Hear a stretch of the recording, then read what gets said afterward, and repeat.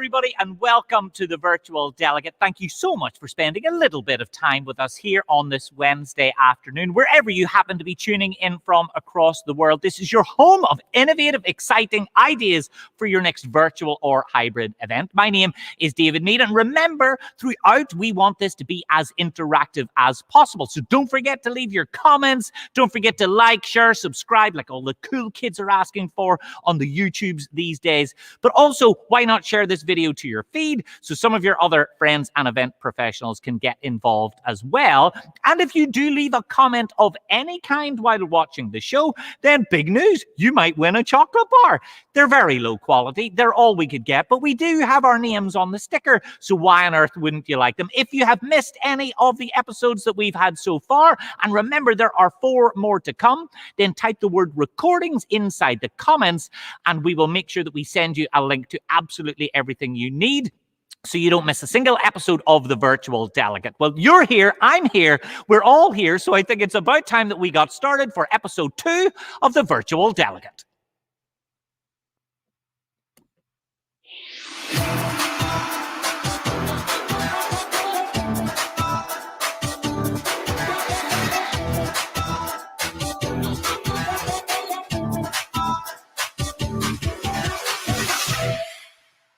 Welcome here to the Virtual Delegate. We're coming to you from the home of Hybrid by Design events right here in Belfast, Northern Ireland at ICC Belfast. Now, when most of us dipped our toes into the wonderful world of virtual and remote events, I am entirely comfortable admitting that I think we all realized quite quickly that simply taking our in-person event and delivering it through Zoom wouldn't quite cut it. Designing an event that is fun, that is engaging, that is immersive, and most importantly, actually has a meaningful business impact is a challenge that we all faced. Now, while content has always been key, I think we can agree on that, we now need to squeeze in every single morsel of value from every second of our agendas.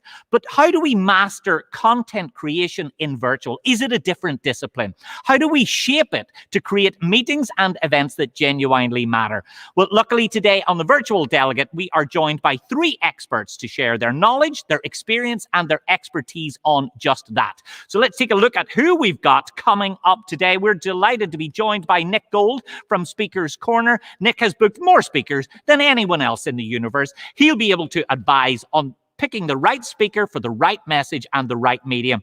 We're also joined by Richard Bridge. Richard pivoted with his team about 12 to 14 months ago to do all virtual events, now working on hybrid. But the truth is, him and his team at Top Banana have worked on virtual and hybrid events for over a decade. Their experience is absolutely invaluable, and you'll be able to hear directly from Richard in today's episode. And we're also delighted to be joined by Rochelle Livingston. Rochelle is one of the most experienced professional learning designers and facilitators in the world. She'll tell us how we can structure and plan our content to make sure that we move it from good to great. And of course, it is all about you as well. So please do make sure that you keep your questions and your comments coming throughout. We will put them to our speakers wherever possible. So first up, Rochelle is a learning consultant and a facilitator who creates and delivers learning experiences for clients all across the world. She currently works for Solved Together, spelled SOLVD. I'll be asking her why it's solved like that. It sounds very complicated to me, but also very trendy and quite hipster. Solved Together is an experienced learning development and delivery business. And Rochelle herself is a learning professional with a career spanning 3 global organizations: Body Shop, L'Oreal, and British Airways. Any of us would kill to work with just one of them. She has managed to get into all 3. So she is also, while she was at British Airways, she was the co-chair of the BAME network. Rochelle is recognized as one of Google's top 100 I Am Remarkable facilitators worldwide. But more importantly, she's one of my top 3 favorite people on this particular episode. And we're delighted to be joined by her now. Rochelle, thank you so much for coming and joining us here on the Virtual Delegate. Thank you for having me, David. How are you doing? Oh, fantastic. Best Wednesday I've ever had. Rochelle, now I know that you've worked for your entire career delivering events live and in person. How did you find the move to virtual? It was quite tricky at first. First of all, on a more personal note, kind of fighting with my mum on who's going to have the dining room to deliver workshops, or if she's doing work. But I think it's taken some time to get used to. I think it's all about creating a safe space for your audience, because they're also in their homes or in their kitchens or in their makeshift offices. And so designing content for those environments and for those individuals has taken a little bit more time for me to get used to as a facilitator, but also for those that I'm working with or delivering to. So how have you shifted your learning design process to make sure that it is fit for virtual? Is it a fundamentally different experience now working with your clients to make sure that that remote message lands? Yes, definitely. We have to go much deeper when we're doing kind of the discovery phase or research phase to really draw out those insights into the needs of the audience or the learner. And I think we're taking a lot more time to do that, because when you're designing the content now, it's not a lift and shift. You can't do that. It doesn't work.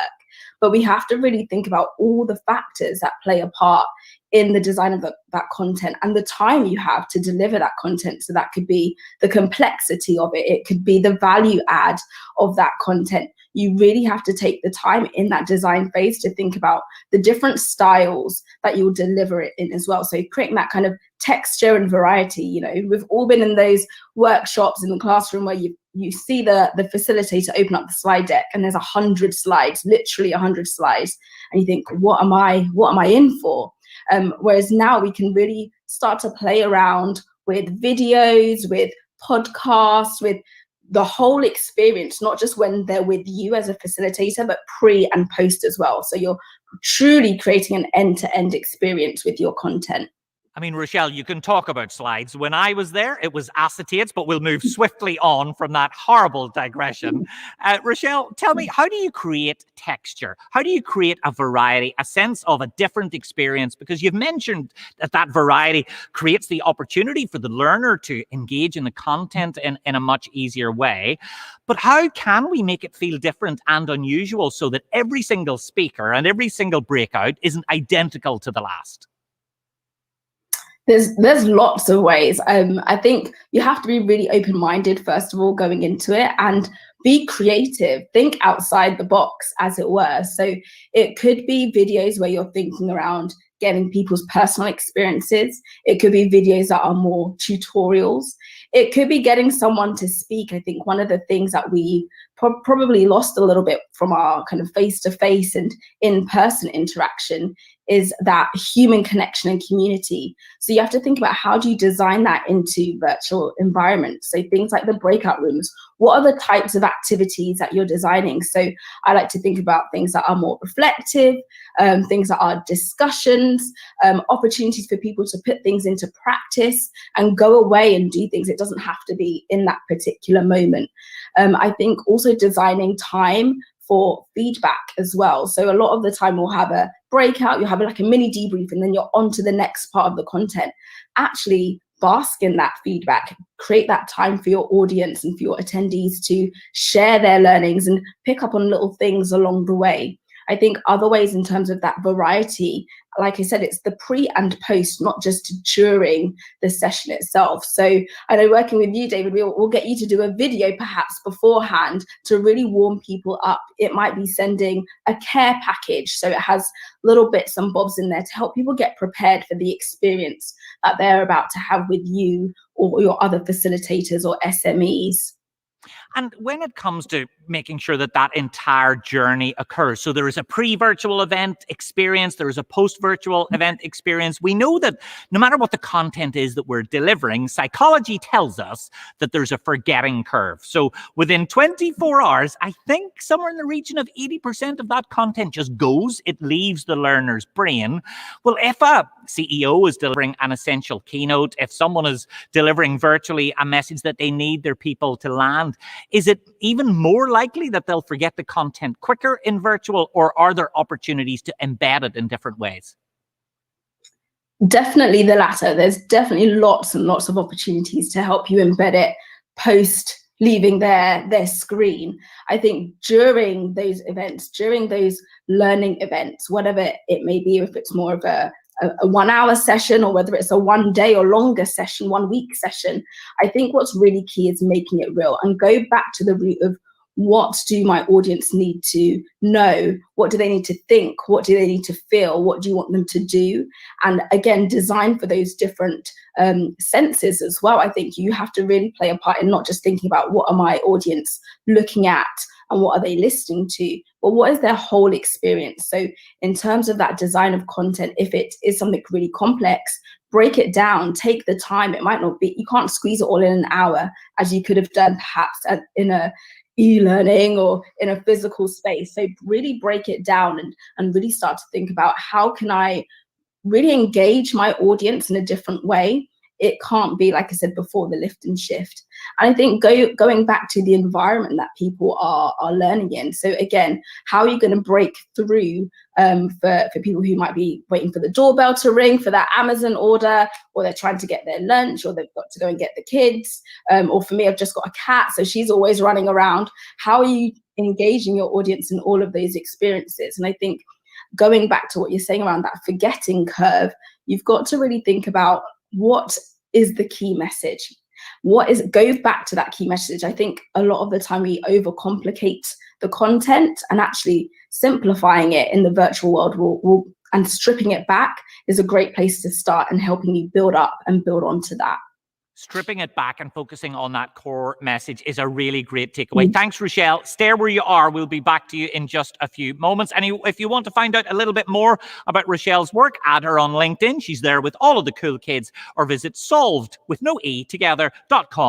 I imagine it's just because the web domain was cheaper, but it's also quite clever, cool, interesting, and disruptive, just like the team at Solved. So thank you so much again, Rochelle. So let's dig deep now into the actual practicalities of virtual events that truly do jump off the screen, that are world class. Can you create an extraordinary experience unlike any other to really break the gap between your last Zoom call and your next incredible virtual experience? Well, here to talk about just that, we are delighted to join Richard Bridge. Richard is the founder of award-winning creative communications agency Top Banana, who, after a recent acquisition, they are now part of brand experiences and live events agency TBA Group. And as a result, Rich has begun a brand new chapter as managing director of TBA's brand division. Now, Rich has specialized in creative events and communications for 25 years. You'd never know to look closely at him. And growing that passion into Top Banana really was a huge achievement. And it's a stellar business that has worked all across the world. And they are now strengthened by the TBA offering, and in partnership with the group and the agency, they're now able to offer expertise in high-level experiential events, specifically in the sports, brand, and entertainment industries. We're delighted to be joined by Richard today. Richard, thank you so much for coming to the Virtual Delegate. And I understand you're coming from on site. You're actually at an event. I am actually at an event in a hotel, in a breakout room as we speak. Fantastic. Well, look, Richard, thank you so much for coming and joining us. I really appreciate it. You have been overwhelmed, I know, with virtual events in the last year, because you've had more than a decade's experience of making sure that content really does jump through the screen. What have you learned about making compelling content that really does sing off and make the audience sit up and take notice? I think it goes back to the start of the whole. All of a sudden, every event that we had planned literally fell off the edge of a cliff, and then we're starting to look and to trial new ways of engagement and trying to connect with audiences. I think where we were successful, maybe more than most, and quicker to market was my roots, and the roots of Top Banana lie in our film and television production side. In essence, we've moved from event producers to TV producers. And in essence, when you think about how do you engage people more effectively, you have to think about it in a TV format, because you're communicating to people through a very small screen, often in looking at laptops. Talking to a camera that is a piece of black glass that you don't get any emotional feedback from. So we started with that basis, and we started to think about, okay, what do the audiences need? How can we start to reach out, touch them, and entertain? Because I think that's I suppose the big piece of the puzzle is people remember things more when they're smiling, and therefore you want the memories to go away. Going back to the sort of 80% of forgetting things, is if they will remember things if they remember it during an event where they're smiling or entertained.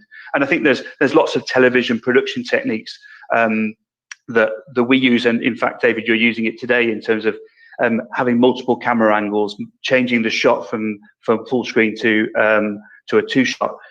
All of those things entertain the eyes and keep that viewer more engaged, because as Rochelle says, you've got the postman delivering the dog barking, so many distractions that you don't have in a live venue environment.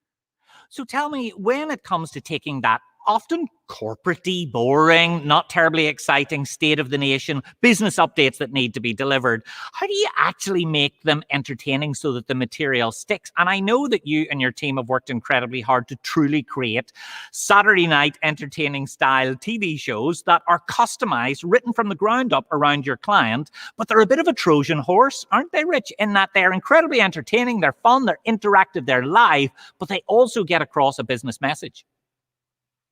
Absolutely, and I think the message is absolutely key. And how do we make it memorable? I think the challenge with business when you start talking to them is understanding their brand first and foremost, in terms of what's the personality of that brand, and how can we make sure that we're being true to that brand rather than just being quirky and crazy just for the sake of it. So it's important that we get across serious messages as part of it, but the audiences don't want to see a PowerPoint slide with a person in a box in a corner talking for hours on end about slide formats with the slide that's too detailed. And often they're watching it on smaller screens, as I say. So that you need to make sure you're bringing that content out. And we found that clients have embraced having more conversations rather than having standard PowerPoint presentations. And I think if you can tell a good story, it absolutely works really well. And I think the key of any good story is having a good questionnaire like yourself, David, in terms of eking out some of the messages as part of it. So a professional host is absolutely key to making sure you're getting the messages and keeping the energy up, because often when you're having conversations, you need energy jumping out of you at the screen. Otherwise, people are just going to switch off and they'll just fall asleep. So it's making sure you're having conversations, making sure you're being interactive. And we've worked a lot with a variety of comedians, entertainers, to try and bring messages alive through presentation, conversation, and then some form of interactive session. And Stephen Mulhern and yourself, David, one of our favorites in terms of making sure that the audiences are getting real, true takeaways, behaviors, and understand what's expected of them as they move forward. And you bring up a good point, actually, because sometimes the message has to be boring, but of course, it can always be brought alive with a bit of showbiz. And I think our expectations of the quality of the experience online have massively changed, because everyone is saying at the moment, Rich, that we want less screen time. We're spending too much time on social media, too much time looking at our phones, too much time looking at our laptop. They close the laptop, have a quick bite to eat, and then put on Netflix for 4 hours. So the problem is not screen time. The problem is bad screen time. And when it's produced to match that level of quality, that level of production and experience, it really does make sure that the message lands. One last question, Rich. Every event that you and I have worked on together and every one that we've done independently, there's always a session or two of some sort where, and I want to be kind to say this, but there's always a couple of internal people who are not natural speakers. Their job is not day and daily to bring material alive in an exciting and engaging way. How do you help them make sure that they do their best job, that their message lands, and it doesn't lose the attention of the audience? I think again, it's speaking to those the speakers to understand what the objectives and what the real messages are. I think people try and fit too many messages into events, and they're trying to tick too many boxes. A bit like Rochelle said earlier. So it's making sure that you focus on maybe 3 key messages that you want out of the session.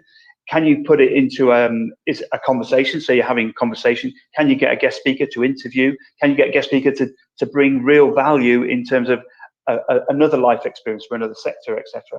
Or can you put it into a game show or a game format where you can actually bring learning alive through a form of entertainment? And that's been really interesting and powerful for us, whether it's the Saturday night takeaway type of events, or indeed inventing some of our own sort of game shows, like Take Me Out, for example, around customer service. There are lots of different ways of bringing some of those messages to life. And I think you just got to be creative with it, because creativity, the world has changed, it's moved to digital, and hybrid will come back, but it's you need to make sure you're staying creative in everything that we do, really.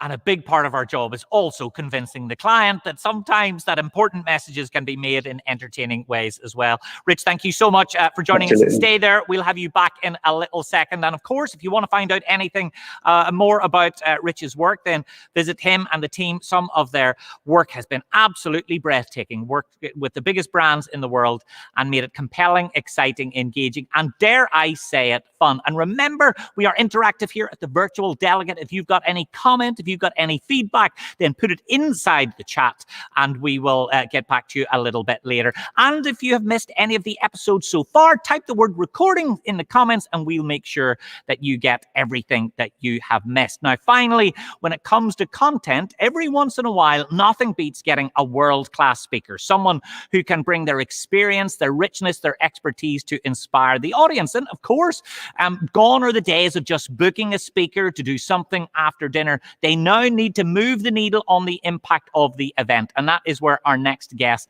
really does excel. Nick Gold draws on his 20 years experience in consulting, but also working with 7,500 speakers and servicing over 1,000 events per year to address the key pain points and opportunities that exist for event professionals.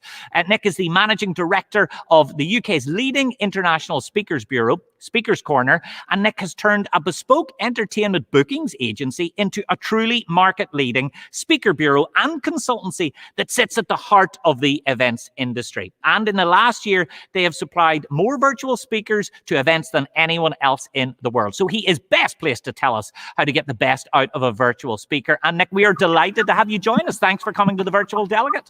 David, thank you for having me here. Good to be with you. Nick, I have to ask, as I mentioned earlier, there used to be a pretty simple rinse and repeat formula for corporate events. There'd be a buffet, there'd be an opening speaker, a closing speaker. One would be in sports, one would be inspirational. They probably climbed a mountain. But of course, that's all changed. Speakers now need to make a big impact. And I know that's where you and your team really do shine. Yeah, I think, listen, it's exciting for speakers because we used to kind of get the call the day before an event saying, oh, we need to have that speaker. We need to fill in the keynote session at the end. Can you provide someone? And they'd come in and they do that regimented 45-minute or however long it was story and everyone would be happy. And then what happened with the pandemic and the move to virtual is a realization from our clients that what they need to do is engage with the speakers early. And actually, they need to build the event alongside the speakers rather than the speakers just be dropped in. And it made it really exciting because actually it meant every event became bespoke, incorporating what the best way the speaker could deliver their message. And it does mean that they can truly make a bigger impact at the event. If you choose the right speaker for the right audience with the right message, it does make an extraordinary difference and an extraordinary impact. But how has your work changed when it comes to selecting the right speaker for the right event, Nick? Now that we are moving into virtual, are there speakers out there who really do excel in this virtual space? Again, fascinating. We've seen a journey. At the beginning, the most important thing was you knew how to click on the right link on Zoom. And if your internet went a bit whiffy, everyone was on board with you and they'd allow you to go through it. And as time has gone on, the expectations of clients has gone, and also kind of visitors to the event has gone up and up and up. And what we're looking for from speakers is to be experts in the virtual environment and be clear about the type of speech they're giving and how they're delivering it. The content underneath it will be the same as what they delivered on a physical sense, but they're delivering bespoke to the environment they're working in. And so the speakers that are really stepping up to the mark and really delivering are the ones who, as Richard said, have got like studio set up and understand how best they can work for themselves and they can work the technical equipment around them to really deliver something magical. Well, tell me, what does work well? Does comedy work well in virtual? Does inspirational work well in virtual? How are you managing to make it feel as close as we can to an actual real live in-person event? Anything can work well. And I'm really I can't remember whether Richard or it was Rochelle who said it. But the critical thing now is it's no longer speaking, it's conversations. Because you've got to break down the third wall of the screen. You've got to be interacting with each person individually. And if you can do that, then the message you're going to be delivering and the comedy you're going to be delivering, the inspirational message, people will feel part of it. The same way in the physical world, you felt part of it because you were involved in that room. Actually, if a speaker can break it down, actually interact with people, get them involved, be on the journey with them, then the truth is it doesn't matter what type of messaging you're delivering, or whether you're an inspirational or motivational or sporting speaker. That doesn't matter. What matters is the fact you're connecting with your audience. One last little boring logistical piece, if you don't mind me asking. Surely for some speakers who have got a great technical setup, who can deliver well virtually and remotely, for some of them, this must be an extraordinary opportunity, because now they don't need to get on EasyJet on Tuesday, be in the Hilton on Wednesday, and then back in Ryanair on Thursday. Are they really jamming their schedules with 2 to 3 events a day, continuing one after the other?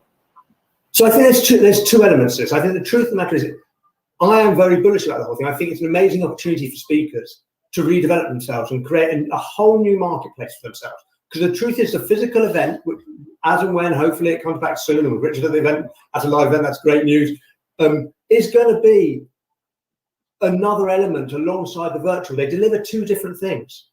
One, you get the physical networking and you get the part of being there together, but the other way, the virtual is something where you can disseminate a message to lots and lots of different people very, very quickly. And a speaker who can deliver on both has to see the marketplace as a chance for them to actually kind of exceed all expectations.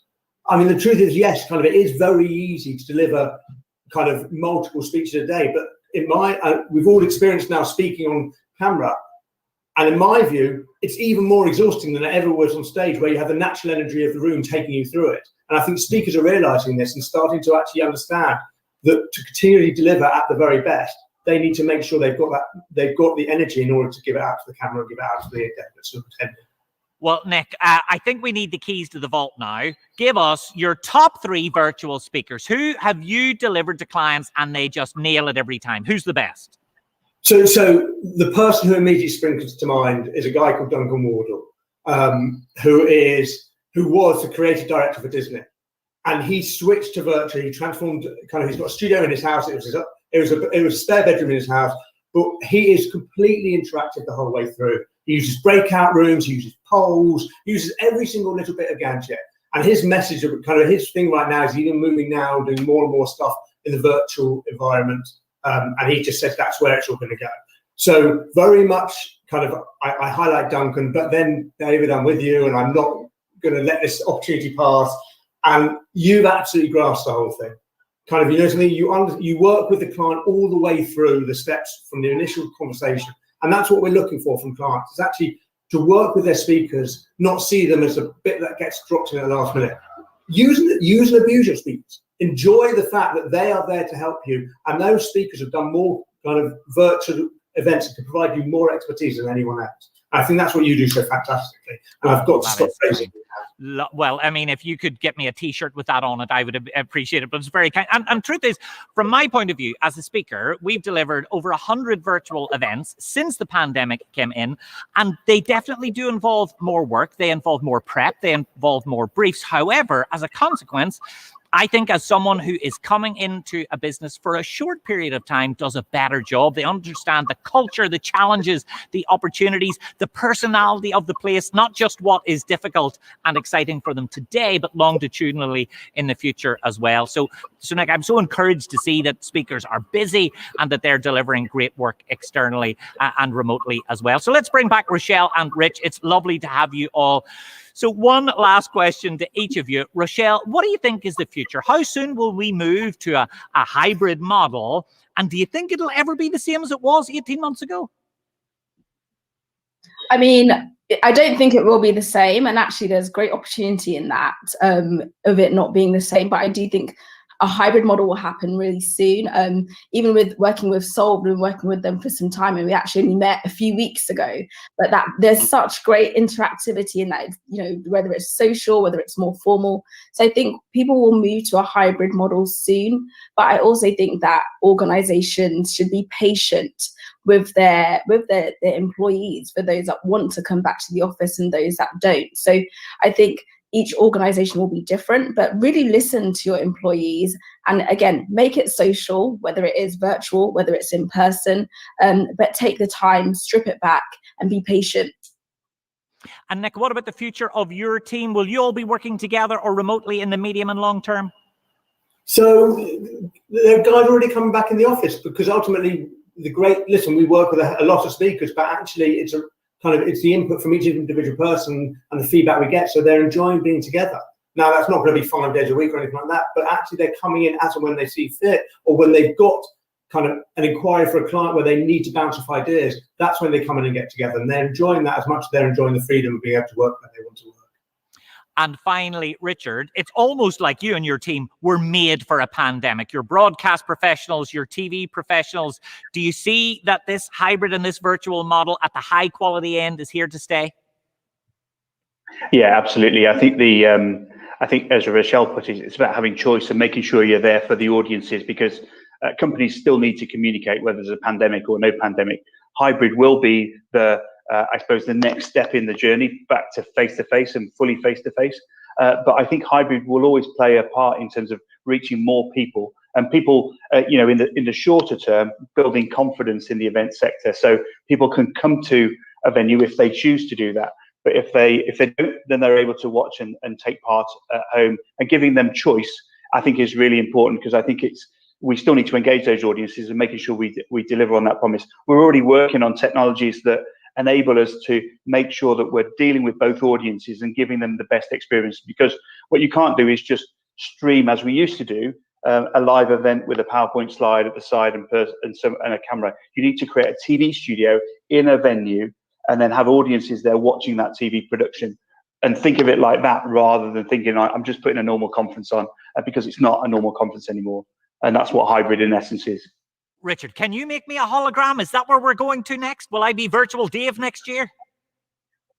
I don't think nobody could cope with two of you, David. I don't think we're ready for that. Look, thank you so much to all three of you. Rochelle, thank you to Rich, and thank you to Nick. It has been lovely to have you here on the Virtual Delegate. We really appreciate it, and hopefully we'll catch up with you all soon. Let's try and do a virtual high five. Can we do a high five? Can we do a high five? Can we do it? Can we do it? It was a terrible idea. It looked like we were in Megaloof. Thanks all three of you, and I'll catch up with you again soon. And of course, thanks to every single one of you for taking the time to join us here on the Virtual Delegate. This has been a busy episode, over 400 viewers across the channel live, and I know many of you will be watching this a little bit later afterwards in the replay. So I know that we try to make sure that we keep you involved. So if you have a case study that you would love to be featured on the show, if you have an amazing innovation or an incredible tool, then get in touch. We would love to feature it here on the Virtual Delegate. Your brand new ideas have a home here at the Virtual Delegate. And remember to share the show with your colleagues. So put it on your Twitter, your LinkedIn, your Instagram, on your Periscope, which I imagine is still a thing. I haven't looked in a while. But also our next episode is going to be on tackling your tech. How do you make sure that you are watertight from a technology point of view, so that stream never drops, so that material and that critical content is never interrupted? And we're giving away a chocolate bar every episode. So I'm going to look to the right-hand side, so I can't see who I'm picking here. Going to scroll up and down, up and down, up and down. And our winner is Christine McLean. Christine, you should immediately open a contract cleaning business with a name like that. But don't worry, you've cleaned up today. We will send you a chocolate bar. Send us a little message and we will make sure that it gets into your inbox as soon, your actual inbox, not your virtual inbox, I promise you. And of course, thanks to every single one of you for being part of today's show. We've loved doing this. We've loved pulling it together. There are 4 more episodes, and I hope that we'll get to see you at another future juncture. See you next week, next Wednesday on the Virtual Delegate.